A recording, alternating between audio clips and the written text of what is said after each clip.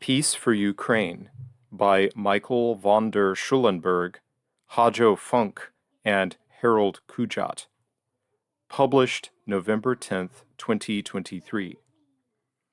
This is a detailed reconstruction of the Ukrainian-Russian peace negotiations in March 2022 and the associated mediation attempts by the then Israeli Prime Minister Naftali Bennett, supported by President Erdogan and former German Chancellor Schroeder. It was drawn up by retired General H. Kujat and Professor Emeritus H. Funke, two of the initiators of the recently presented peace plan for Ukraine. And it is also in connection with their peace plan that this reconstruction is so extremely important. It reminds us that we cannot afford to delay ceasefire and peace negotiations again. The human and military situation in Ukraine deteriorates dramatically, with the added danger that it could lead to a further escalation of the war. We need a diplomatic solution to this cruel war for Europe and the Ukraine, and we need it now. From the detailed reconstruction of the March peace efforts, 6 conclusions emerge. 1. Just 1 month after the start of the Russian military intervention in Ukraine, Ukrainian and Russian negotiators had come very close to an agreement for a ceasefire and to an outline for a comprehensive peace solution to the conflict. 2. In contrast to today, President Zelensky and his government had made great efforts to negotiate peace with Russia and to bring the war to a quick end. 3. Contrary to Western interpretations, Ukraine and Russia agreed at the time that the planned NATO expansion was the reason for the war. They therefore focused their peace negotiations on Ukraine's neutrality and its renunciation of NATO membership. In return, Ukraine would have retained its territorial integrity except for Crimea. 4. There is little doubt that these peace negotiations failed due to resistance from NATO and in particular from the United States of America and the United Kingdom. The reasons is that such a peace agreement would have been tantamount to a defeat for NATO, an end to NATO's eastward expansion, and thus an end to the dream of a unipolar world dominated by the United States of America. 5. The failure of the peace negotiations in March 2022 led to dangerous intensification of the war that has cost the lives of hundreds of thousands of people, especially young people, deeply traumatized a young generation, and inflicted the most severe mental and physical wounds on them. Ukraine has been exposed to enormous destruction, internal displacements, and mass impoverishment. This is accompanied by a large-scale depopulation of the country.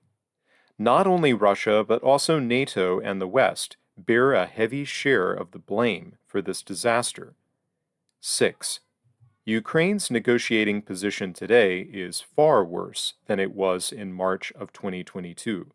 Ukraine will now lose large parts of its territory. 7. The blocking of the peace negotiations at that time has harmed everyone, Russia and Europe, but above all the people of Ukraine, who are paying with their blood the price for the ambitions of the major powers, and will probably get nothing in return. Michael von der Schulenberg. How the chance was lost for a peace settlement of the Ukraine war, and the West wanted to continue the war instead. A detailed reconstruction of events in March of 2022. Hajo Funke and Harald Kujat. Berlin, October 2023. In March 2022, direct peace negotiations between Ukrainian and Russian delegations and mediation efforts by the then Israeli Prime Minister Naftali Bennett created a genuine chance for ending the war peacefully only 4 to 5 weeks after Russia had invaded Ukraine.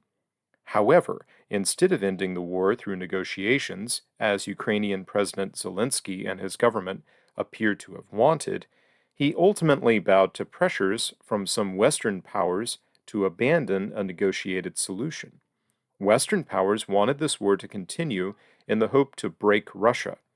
Ukraine's decision to abandon negotiations may have been taken before the discovery of a massacre of civilians in the town of Bucha near Kiev. The following is an attempt of a step-by-step reconstruction of the events that led to the peace negotiations in March and their collapse in early April 2022. In early March 2022, Israeli Prime Minister Naftali Bennett undertook mediation efforts. Naftali Bennett had undertaken mediation efforts beginning the first week of March 2022. In a video interview with Israeli journalist Hanok Dayim on February 4, 2023, he spoke for the first time in detail about the process and the end of the negotiations. This video interview is the basis of a detailed report in the Berliner Zeitung of February 6, 2023. Quote, Naftali Bennett wanted peace between Ukraine and Russia. Who blocked? Israeli ex-premier spoke for the first time about his negotiations with Putin and Zelensky. The ceasefire was reportedly within reach. Berliner Zeitung, February 6, 2023. Soon after the war broke out, Ukrainian President Volodymyr Zelensky had asked Bennett to help open a channel of communications with Russian President Vladimir Putin. Putin responded by inviting Bennett to Moscow. Quote, on March 5, 2022, at Putin's invitation, Bennett had flown to Moscow in a private jet provided by Israeli intelligence. In the conversation in the Kremlin, Putin, Bennett said, had made some substantial concessions. In particular, he had renounced his original wartime goal of demilitarizing Ukraine. In return, the Ukrainian president agreed to renounce joining NATO, a position he also repeated publicly a short time later. This removed one of the decisive obstacles to a ceasefire. According to the Berliner Zeitung, other issues such as the future of the Donbass and Crimea, as well as security guarantees for Ukraine, had also been the subject of intensive talks during these days. In the interview, Bennett explained further, quote, I had the impression at the time that both sides were very interested in a ceasefire. According to Bennett, a ceasefire was within reach at that time, and both sides were prepared to make considerable concessions.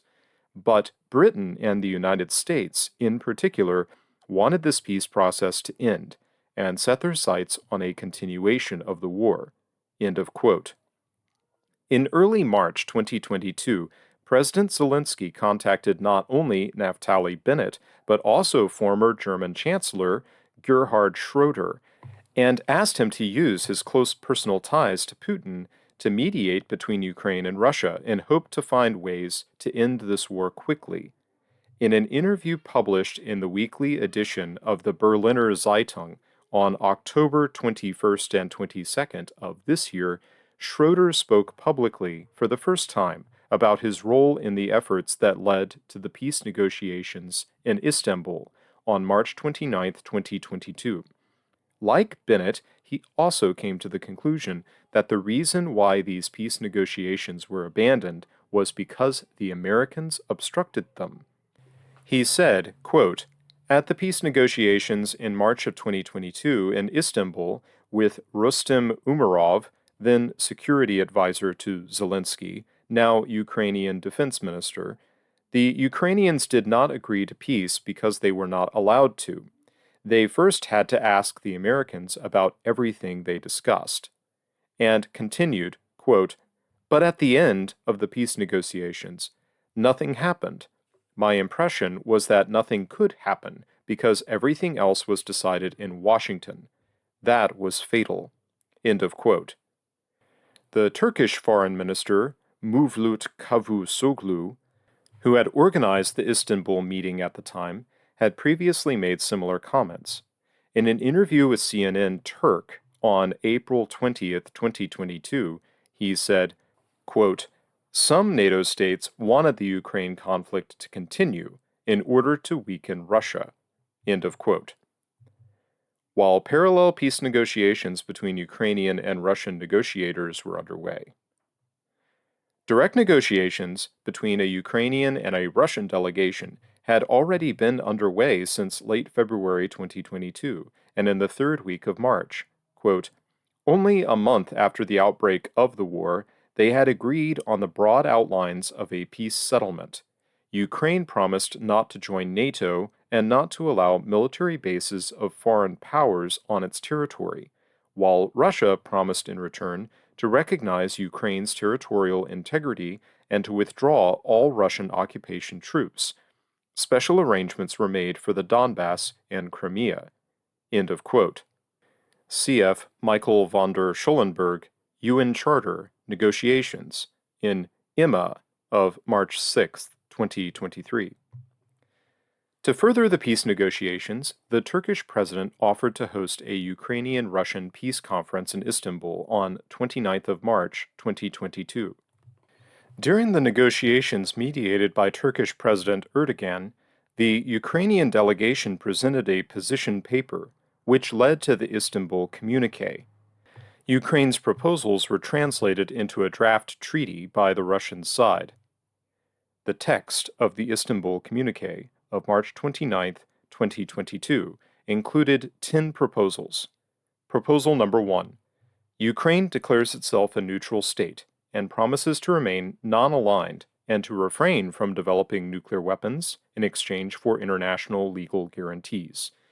Possible guarantor states include Russia, Britain, China, the United States, France, Turkey, Germany, Canada, Italy, Poland, and Israel, but other states would be welcome to join the treaty. Proposal number 2. These international security guarantees for Ukraine would not extend to Crimea, Sevastopol, or certain areas in the Donbass. The parties to the treaty would have to define the boundaries of these areas, or agree that each party understands these boundaries differently. Proposal number 3.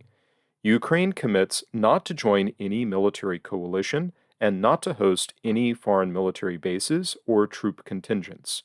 Any international military exercises would be possible only with the consent of the guarantor states. For their part, the guarantor states confirm their intention to promote Ukraine's membership in the European Union. Proposal number 4. Ukraine and the guarantor states agree that, in the event of aggression, armed attack against Ukraine, or military operation against Ukraine, each of the guarantor states, after urgent and immediate mutual consultations, to be held within 3 days, on the exercise of the right of individual or collective self-defense, as recognized in Article 51 of the UN Charter, will provide assistance in response to and on the basis of an official appeal by Ukraine to Ukraine as a permanently neutral state under attack. Such assistance will be facilitated by the immediate implementation of necessary individual or joint measures, including the closure of Ukrainian airspace, the provision of necessary weapons, and the use of armed force, with the aim of restoring and then maintaining the security of Ukraine as a permanently neutral state. Proposal 5. Any such armed attack, any military operation at all, and any action taken in response will be reported immediately to the United Nations Security Council. Such action will cease as soon as the United Nations Security Council has taken the measures necessary to restore and maintain international peace and security. Proposal 6.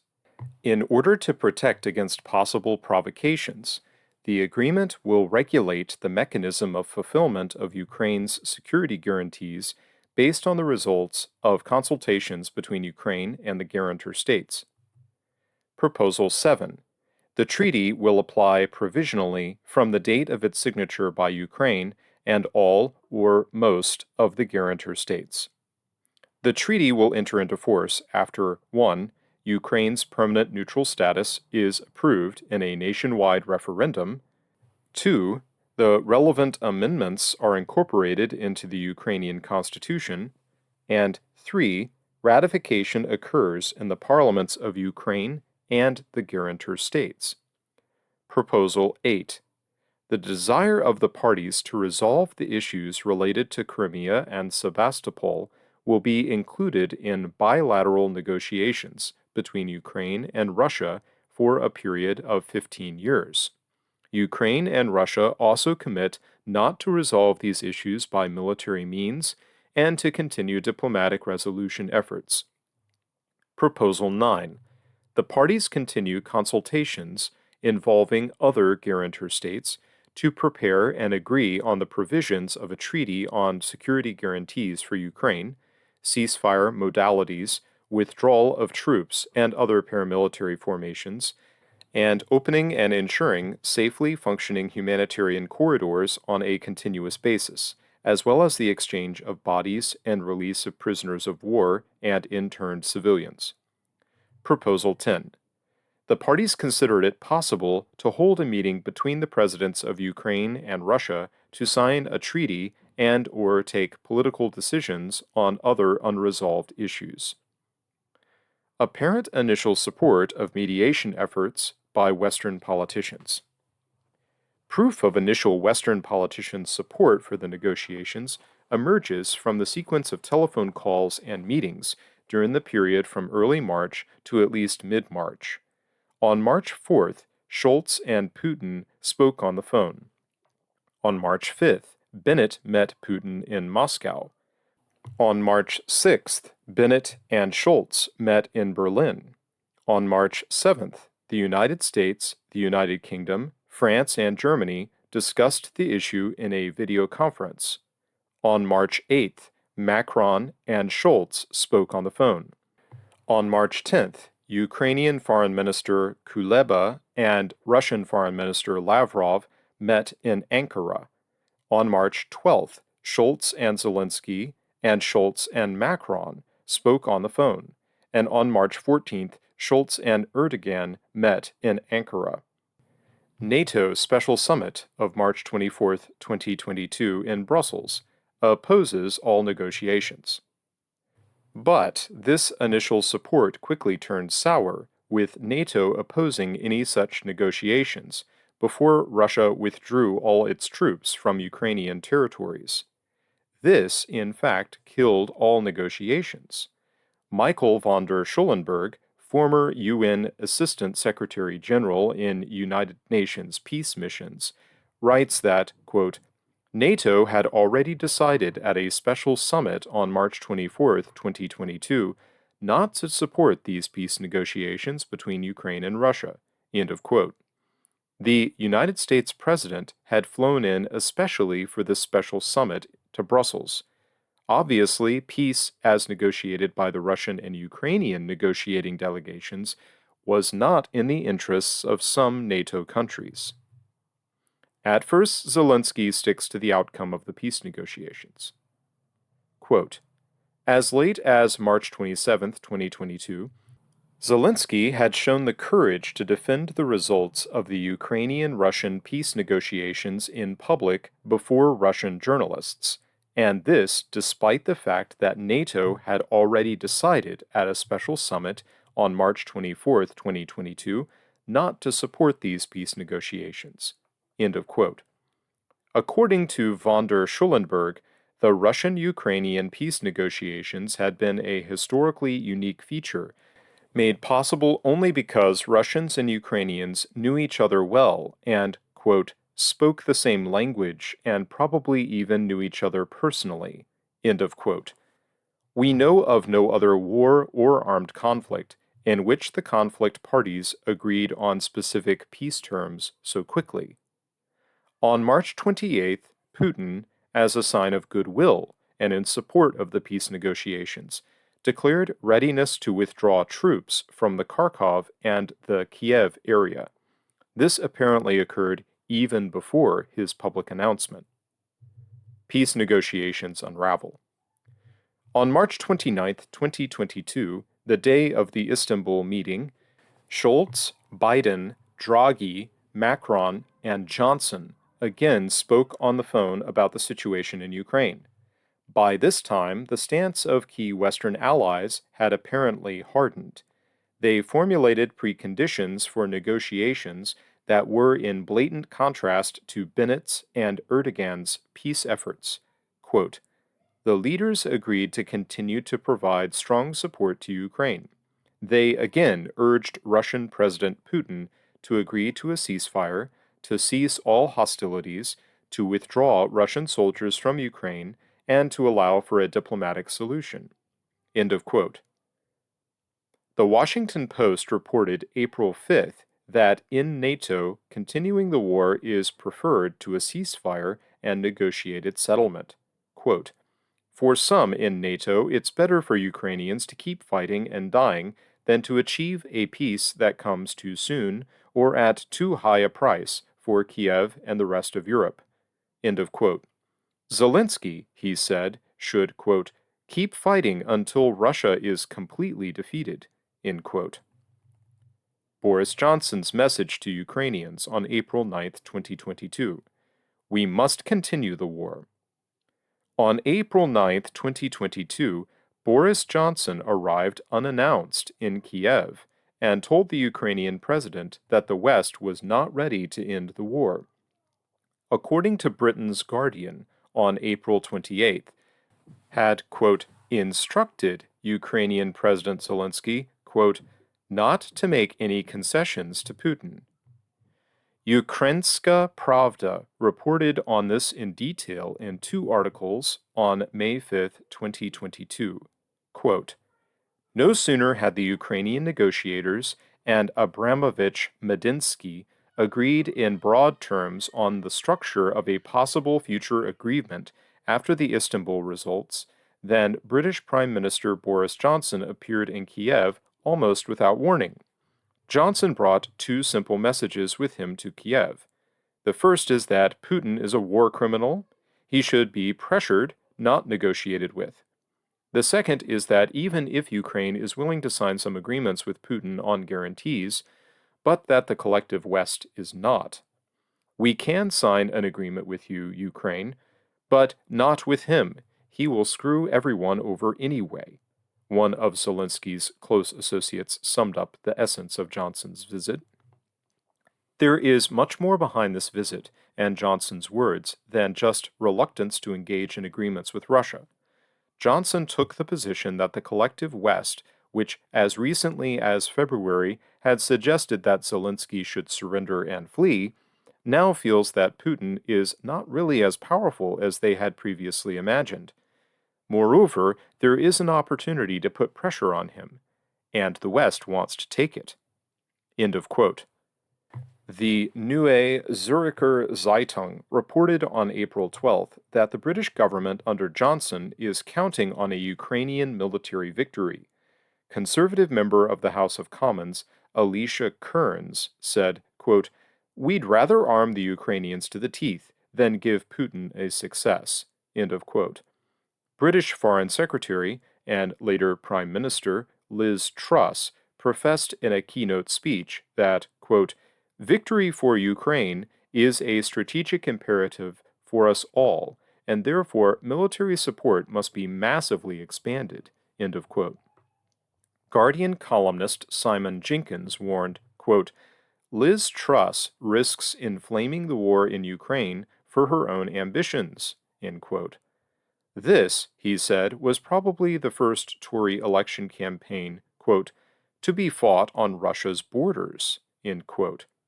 Johnson and Truss wanted Zelensky, quote, to keep fighting until Russia is completely defeated. They need a triumph in their proxy war. In the meantime, anyone who disagrees with them can be dismissed as a weakling, a coward, or a Putin supporter. That this conflict is being exploited by Britain for a sleazy upcoming leadership contest is sickening, end quote. Following his second visit to Kiev on April 25, 2022, United States Defense Secretary Lloyd Austin said the United States wants to use the opportunity to permanently weaken Russia militarily and economically in the wake of the Ukraine war. According to the New York Times, the United States government is no longer concerned with a fight over control of Ukraine, but with a fight against Moscow in the wake of a new Cold War. At the April 26, 2022 meeting of defense ministers from NATO members and other countries, convened by Austin in Ramstein, Rhineland-Palatinate, Germany, the Pentagon chief declared the military victory of Ukraine as a strategic goal. The American magazine Responsible Statecraft wrote on September 2nd, 2022, quote, "Did Boris Johnson help prevent a peace deal in Ukraine?" According to a recent article in Foreign Affairs, Kiev and Moscow may have reached a tentative agreement to end the war as early as April. According to several former senior United States officials we spoke with, Russian and Ukrainian negotiators appeared to have tentatively agreed on the outlines of a negotiated interim solution in March of 2022. End of quote. Write Fiona Hill and Angela Stent. Quote, Russia would retreat to its February 23rd position when it controlled part of the Donbass region and all of Crimea, and in return Ukraine would promise not to seek NATO membership and instead receive security guarantees from a number of countries.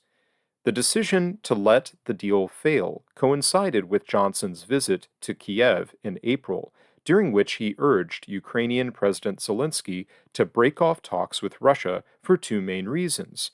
Putin is impossible to negotiate with, and the West is not ready for an end to the war.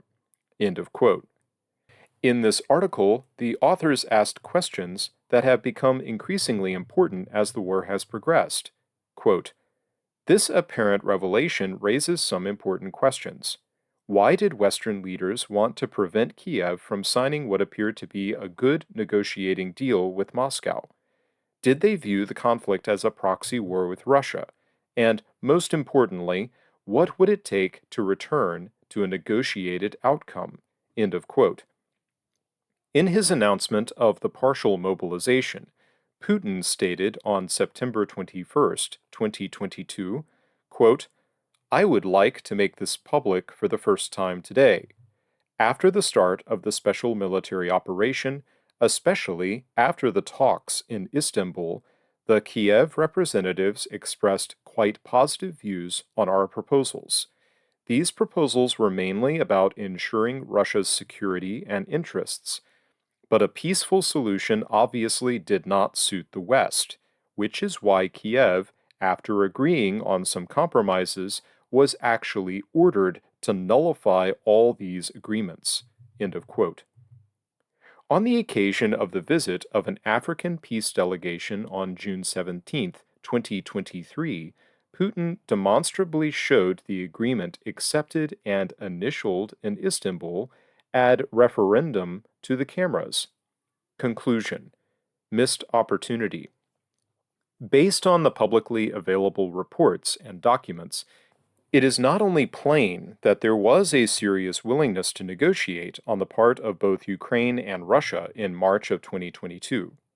Apparently, the negotiating parties even agreed on a draft treaty ad referendum. Zelensky and Putin were ready for a bilateral meeting to finalize the outcome of the negotiations. Fact is that the main results of the negotiations were based on a proposal by Ukraine, and Zelensky courageously supported them in an interview with Russian journalists on March 27, 2022, even after NATO decided against these peace negotiations. Zelensky had already expressed similar support beforehand in a sign that proves that the intended outcome of the Istanbul negotiations certainly corresponded to Ukrainian interests. This makes the Western intervention, which prevented an early end to the war, even more disastrous for Ukraine. Russia's responsibility for the attack, which was contrary to international law, is not relativized by the fact that responsibility for the grave consequences that Ukraine's Western supporters that ensued must also be attributed to the states that demanded the continuation of the war. The war has now reached a stage where further dangerous escalation and an expansion of hostilities can only be prevented by a ceasefire. It may now be the last time that a peaceful resolution through negotiations could be achieved. There are peace proposals from China, the African Union, Brazil, Mexico, Indonesia, and a proposal developed at the invitation of the Vatican as early as June of 2022. On 3rd of October this year, we presented the German government our own peace proposal that tried to incorporate all other peace proposals made earlier. See, ending the war by a negotiated peace, legitimate self-defense, and the quest for a just and lasting peace are not contradictory. Since the failed Istanbul negotiations, the course of the war and the current extremely critical timing should be reason enough for a reasonable world community and United Nations member states to rethink and press for a ceasefire and peace negotiations. This article was by the former United Nations Assistant Secretary General Michael von der Schulenberg, the former head of the German Army, Harald Kujat, and Professor Hajo Funke. This was published on November 10, 2023, on the website of these gentlemen, braveneweurope.com.